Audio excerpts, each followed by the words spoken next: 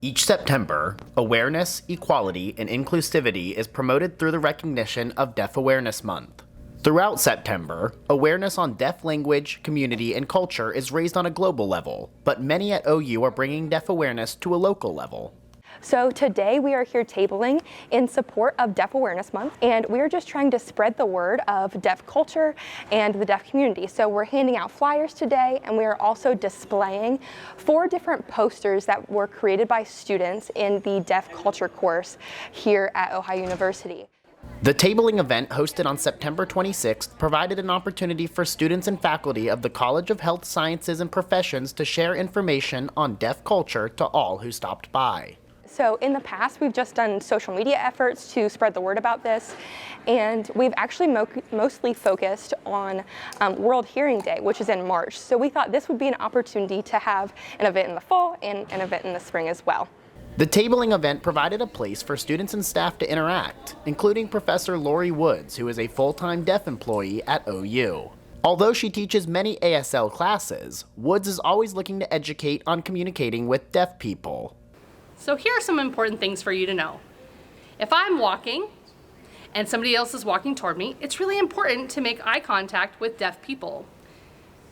That's how deaf people communicate while they're talking. You know, for example, if somebody breaks eye contact, that might show that they aren't interested in the conversation. If you want to communicate with deaf folks, you can write back and forth, you can use your phone and send messages. You know, you might say, "How's your morning going?" Or "Good morning," and I would sign back, "Good morning." And then that's also a moment for me to teach some sign language.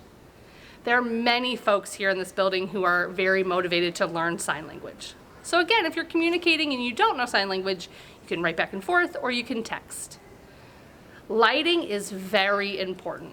For example, if it's dark, you know, I get left out of the conversation. So it's important to remember that lighting needs to be good. Got to turn the lights on. That's important. Just like if you think about restaurants, for example. You know, you want to go on a date, you want to go out to eat, we get to the restaurant's dark. That's not great for communication with deaf folks. You got to look for a well-lit restaurant. And also, when you think about candles, you know, it can't be right there in front of you. That'll be a visual blocker, so you got to make sure it's off to the side. When you think about the menus, you know, think about how hearing people place things in the center of the table. Those are communication barriers for deaf people.